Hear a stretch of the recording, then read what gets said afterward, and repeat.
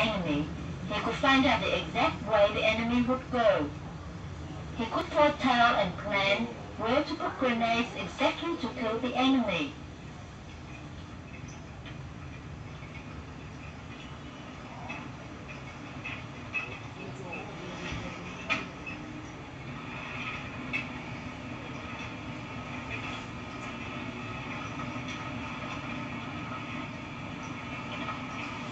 With the success of killing 16 American soldiers, 3 tanks, Barney was awarded as the American Killer Hero. Also, there were Lottie Moe, the little schoolgirl, cute and gentle of the fields. Although she was weak, but through war she had her decision and said to the men soldiers, "Wherever you go, I'll be able to go too." Sometimes she used rifles, sometimes grenades. 8 days continuously, she tracked down the enemy. In her first counter with the enemy, she was awarded as American Killer Hero.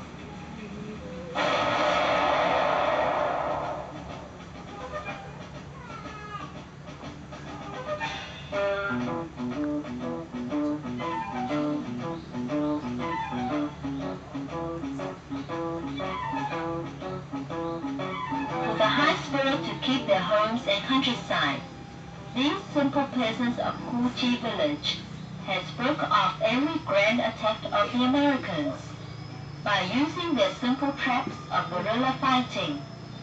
The bombshells and failed planes left in the battlefield were all taken by the Cu Chi fighters to be made into deadly weapons with enough capacity to destroy tanks.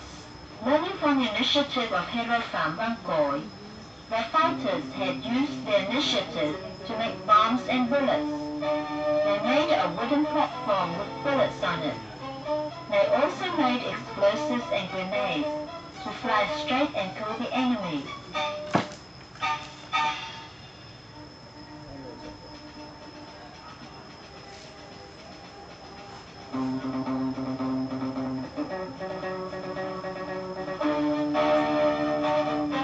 Although they took from the Americans new kinds of guns and especially quick explosives, M71, the Cu Chi guerrillas never stopped using their own traditional weapons. Bamboo traps, which used to be used for hunting animals, now were used to hunt American enemies. Coming to Cu Chi, the Americans would always fall into these bamboo traps. Each trap is a trap for fighting. Every person is a soldier, a hero. That is the powerful force of Cu Chi guerrillas. Although they had to live in poverty, the Cu Chi inhabitants would not retreat and give way to 1 inch of their land. They were determined to stay and work, learning their father's saying, "A rifle in one hand and a plow in the other."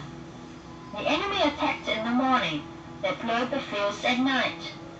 The fields and canals were full of bombshells, but overcoming tremendous difficulties, they continued to work so guerrillas could eat enough and win the war.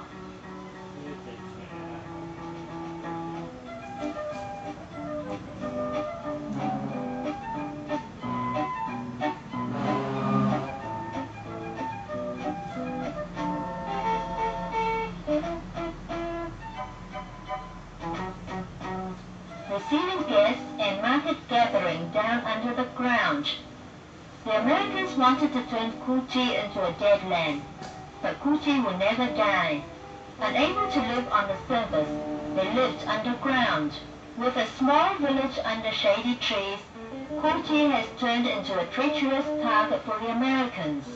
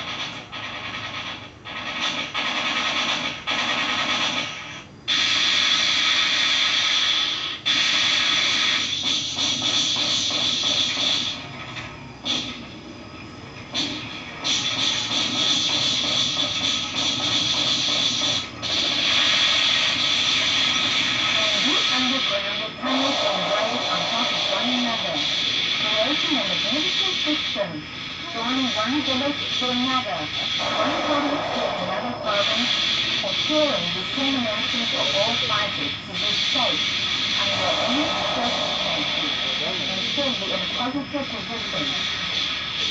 Soldiers could not go through tunnels, and their simple weapons could prevent the enemy from entering the village.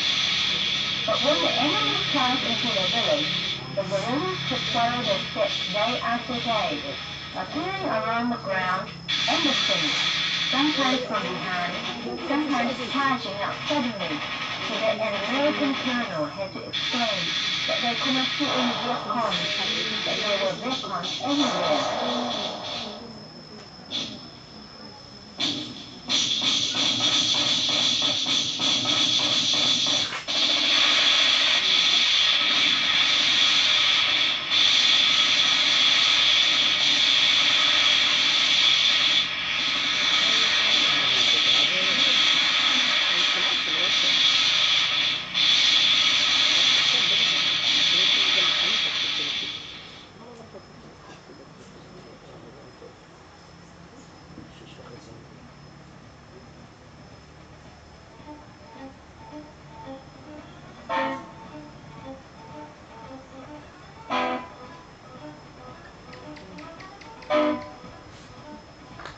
These Pucci systems has been considered by the Western press as a huge, complicated system, unlike any other system.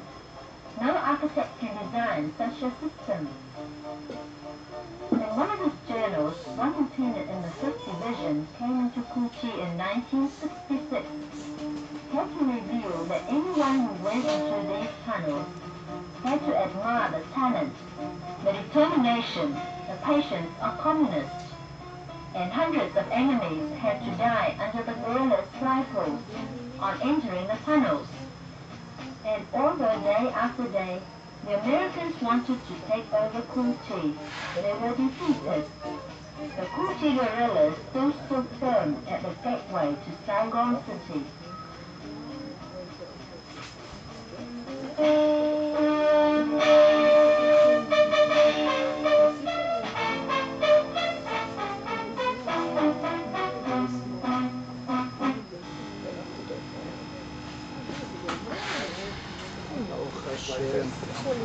Propaganda.